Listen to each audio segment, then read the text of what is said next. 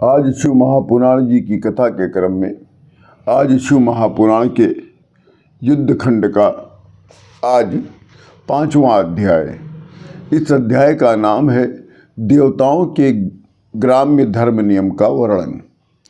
जब उस मायावी पुरुष ने दैत्यराज को मोहित कर दीक्षित कर लिया, तब अरिहन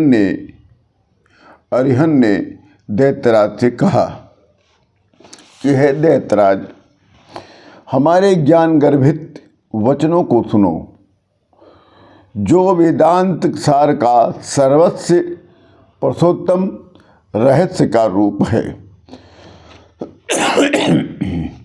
यह संसार किसी कर्ता के द्वारा नहीं बनाया गया है, किंतु अनादिकाल से ये संसार स्वयं सिद्ध है तथा स्वयं ही विनिष्ट हो जाता है।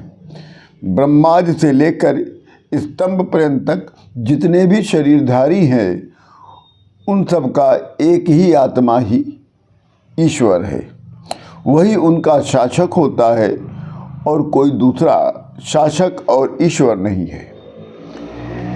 जिस प्रकार हम शरीरधारियों के नाम हैं, उसी प्रकार ब्रह्मा विष्णु महेश आदि नाम शरीरधारियों के भी हैं। अनादि केवल अरिहन है।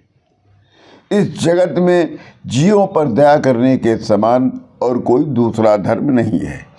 ऐसा जानकर सभी प्रकार के प्रयत्नों के द्वारा मनुष्यों को जीवों पर दया करनी चाहिए। एक जीव की भी रक्षा करने से सारे त्रैलोक की रक्षा की जा सकती है। अहिंसा ही सर्वश्रेष्ठ धर्म है। आत्मा को पीड़ा पहुंचाना सबसे बड़ा पाप है। पराये के अधीन न रहना ही मुक्ति है। अभिलाषित भोजन की प्राप्ति करना ही स्वर्ग है। इसलिए नरक से डरने वाले मनुष्यों का वध नहीं करना चाहिए। हे दैत्यराज, लोक परलोक में कल्याणकारी 4 प्रकार के दान होते हैं। पहला, भय से संतप्त लोगों को अभयदान, रोगियों को औषधि दान, विद्यार्थियों को विद्यादान और भूखों को अन्नदान। हे दैत्यराज, बहुत अधिक धन उपार्जित कर इस द्वादशा यतन का ही पूजन करना चाहिए। औरों का पूजन करने से कोई लाभ नहीं। यहीं पर स्वर्ग है, यहीं पर नरक है और कहीं कुछ नहीं है। सुख का नाम स्वर्ग है और दुख का नाम नरक है। इस प्रकार यति ने त्रिपुराधिपति से अपना सिद्धांत कहकर समस्त त्रिपुरवासियों को सुनाते हुए बौद्धागमों से निर्दिष्ट देह मात्र को सुख देने वाले और प्रत्यक्ष पर विश्वास करने वाले धर्मों का निरूपण करते हुए कहने लगा।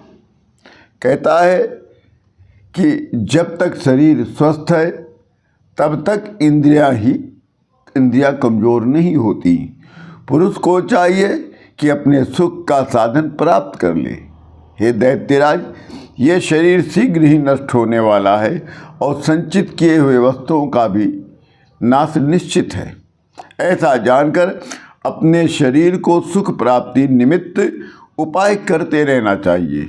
लोक में जाति की कल्पना करना व्यर्थ है। सभी मनुष्य समान है, कोई ऊंच नीच नहीं है, इसलिए ऊंच नीच का विचार नहीं करना चाहिए।